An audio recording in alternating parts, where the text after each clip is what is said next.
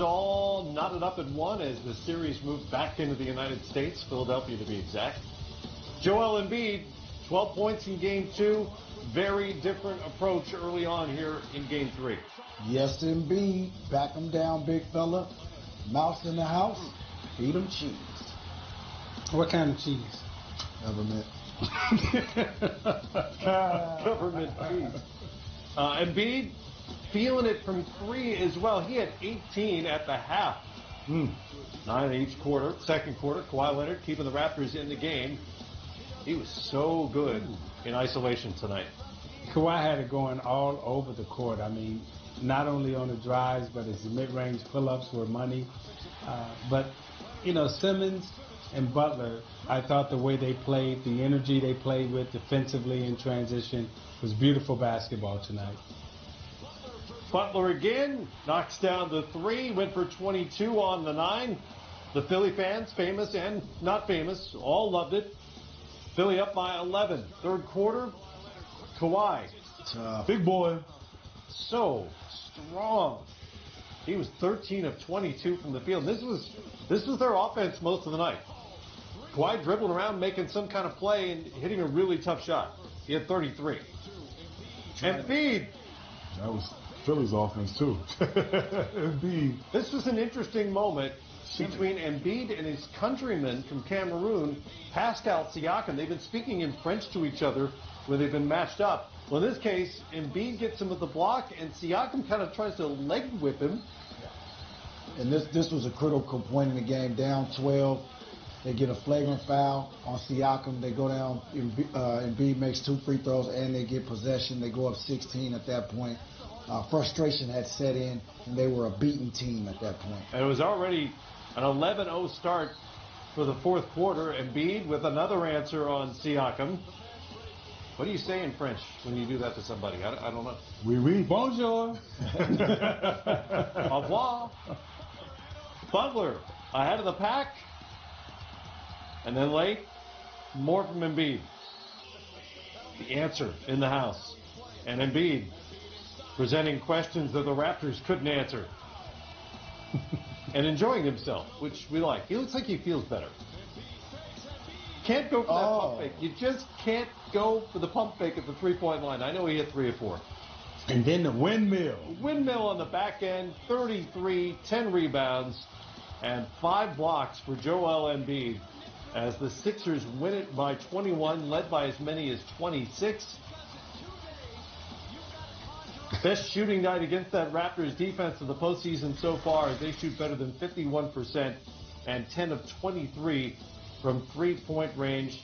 Raptors never led in this game, and Philly takes a 2-1 series lead. Don't blink, you might miss Kawhi Leonard's media session. Kawhi Ed Barkwitz, Philly.com. What was your sense of Joel Embiid out there tonight? He played great. He made his presence. Got to the free throw line, hit some big threes. Had 5 blocks tonight. He did his job.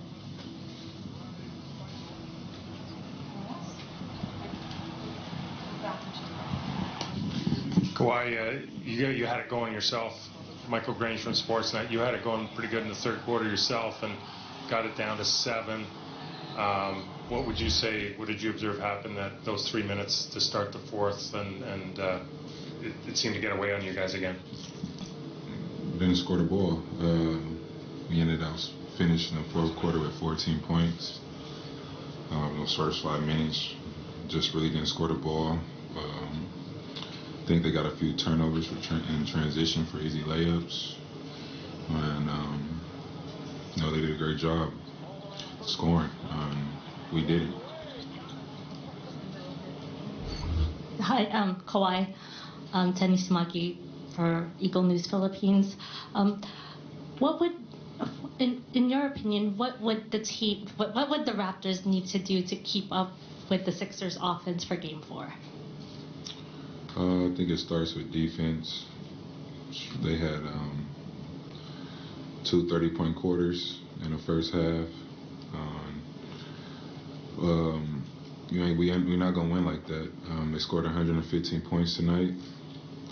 They got some easy looks at the basket. We didn't do well in transition early on. Shot 50% from the field, 40 from three. We got to play better defense. The last call. Thank you very much, everybody. This might have been a frustrating night for Kawhi Leonard, but you can't really tell, right? He doesn't give you much. I couldn't really interpret. Yeah, he's very hard read. Yeah, but what he does give you, you know he's going to compete when he plays. For sure. Yeah.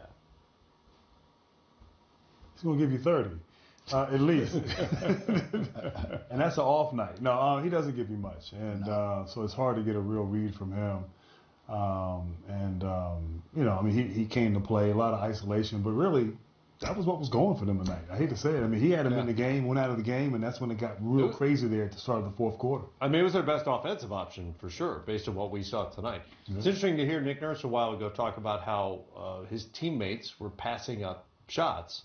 And there were definitely some possessions where they could have taken open shots, and either, I don't know if it's a confidence thing or what, but just didn't.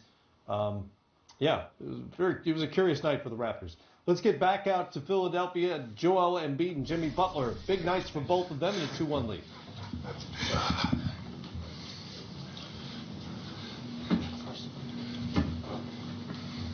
Joel, Michael Luongo, AP Broadcast and the Radio Pennsylvania Network. Can you talk about the way you guys just kind of closed out the fourth quarter? What was the key there? They made a run at you to go within 9 at the end of the third, but did you guys just kind of went to a different gear offensively and defensively? Just get stops and making sure the ball was in his hands or mine, and that's what we did. He created, we knocked down some shots, couple great drives, and we also got stops. Joel, right here, you rocked the baby after scoring over Ibaka. You did a shoulder jiggle after hitting a three over Gasol. You did the airplane after having the windmill.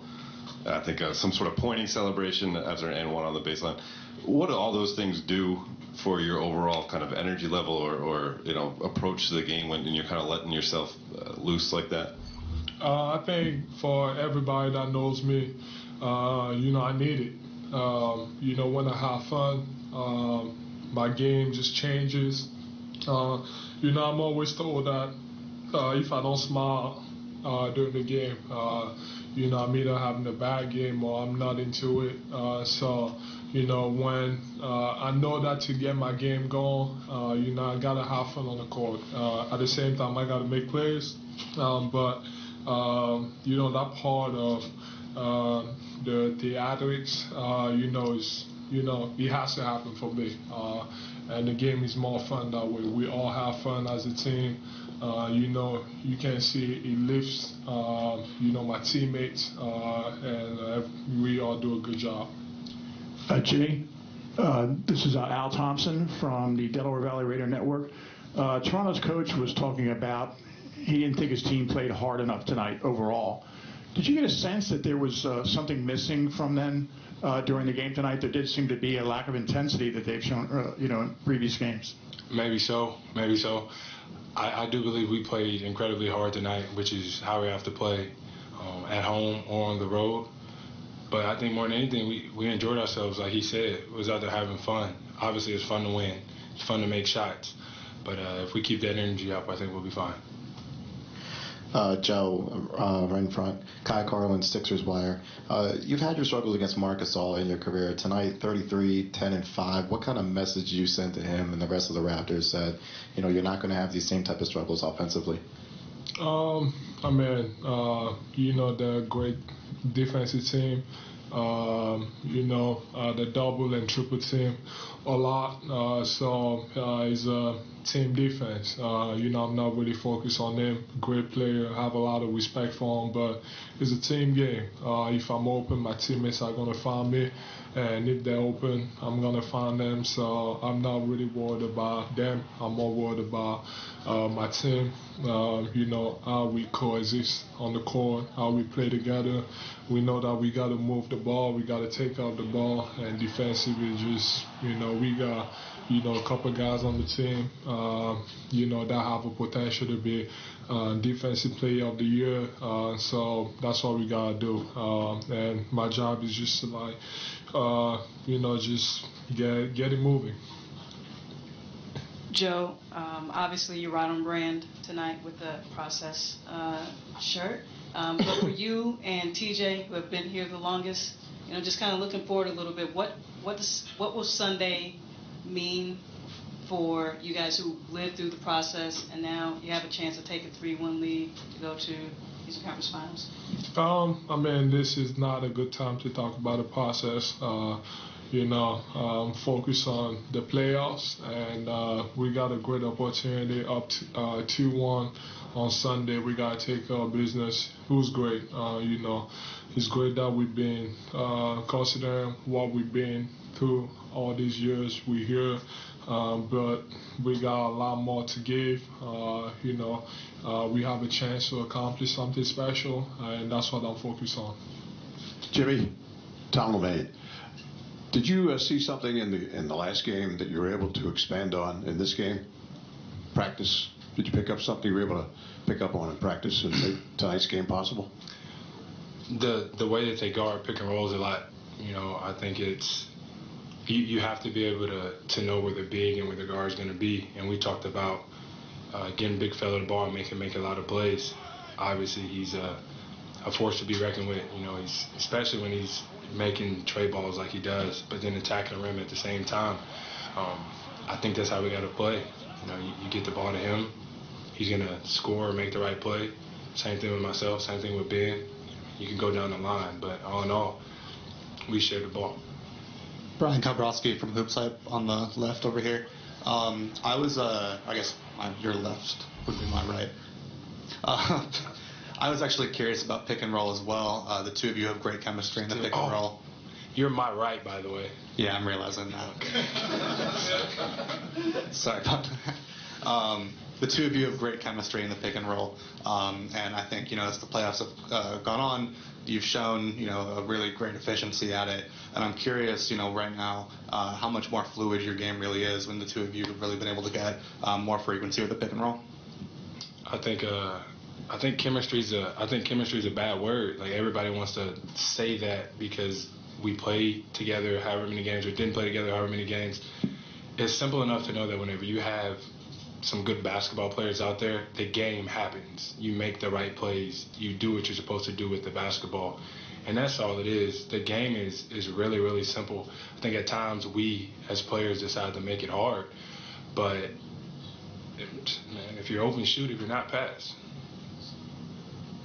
This question is for both of you right here in the front. Sarah Todd, Philadelphia Inquirer. Jimmy, when you first got here... How did you say my name when you said it for both of us? Well, I'm going to ask kind of a different question to both of you. Jimmy, when you first got here, there was a lot of talk, a lot of questions to you about whether or not you were going to be more aggressive or stop passing up on shots when the latter part of the season or the playoffs showed up and you kept saying, yeah, when it matters, I'm going to be there. So what happens internally, or like that mental switch that goes? And then Joel, for you, do you see that? Like, have you noticed a huge difference in Jimmy, like playoff Jimmy versus regular season Jimmy? Go ahead, Joe. Give me a compliment. Obviously, he's a great player. I've noticed a difference. Playoff Jimmy is a different player. It doesn't matter, both playoff or regular season Jimmy. Both guys are the type of guys you want on the team because when it matters, when it's the last shot, the fourth quarter, that he's going to be there. He's going to show up no matter what he has going on. But, the way we've been adjusting and the way we've been playing together, I still feel like we have so much potential, especially with Tobias, Ben, JJ. Just like you said, chemistry is overrated. When you have, great basketball players on the floor, it's easy. It's not that complicated. And we all willing passers. We're so unselfish. We understand that it's all about moving the ball. We don't want to ever get in the situations where one guy has the ball and try to create. We know that we got to move the ball, and it just makes it easier. I answered the whole question. Thanks. I just do what my teammates and what my coaches need for me to do. I try to find a line to keep everybody happy, to tell you the truth. I think if everybody's happy, everything runs smoothly, you win. And that's all it's about. It's not about being aggressive or not being aggressive. Whenever we lose and I'm not aggressive, y'all got something to say. But when we win and I'm not aggressive, it's nothing. So just win and nobody says anything about anything. Jimmy, I'm here on your right. Thank you. Lauren Rosen, Sixers.com. I was wondering how nice it is for you to have Mike Scott back for you individually and for the whole team. I love Mike. You see the handshake we do any and all times of the game. He's a great guy to have around. Super tough, like a guy that you want in your corner. He's not scared to take and make big shots. He can guard whoever you tell him to guard. And more than anything, he's always got a positive vibe and positive energy that he's giving off every single day. Even whenever he's not playing, that's the hardest thing to do. And he's a real one, I'll tell you that. I'll let either one of you answer it. This is D right here in the middle. Defensively, these last two games, it's different than what game one was. So I think after game one, Jimmy, you said we defended and therefore we won. So what happened so that the defense would be that much more aggressive, intense these last two? We made adjustments. Pascal had a great first game. And, the second game, this third game, we've been able to contain him. Kawhi, you just got to make it as tough as you can. Defensively, try to make it take as many contested shots. And Ben has been doing a good job. Guys that switch on him, they've been doing all a good job. And, the rest is all about rebounding. And we know that if we keep those two guys in check, we know that we have a great chance of winning. Last one over here. Jimmy over here, Michael Grange from Sportsnet in Toronto. Your bench, in theory, the Raptors bench was supposed to be maybe an edge, but your bench has outplayed them all 3 games. What can you say about the contributions you're getting from those guys? They're comfortable. They're confident in the role that they play. I'm sure that, the Raptors guys, they work on their game as much as anybody else does, but I see it every day with practice with our bench guys. And the whole thing is you just got to star in your role.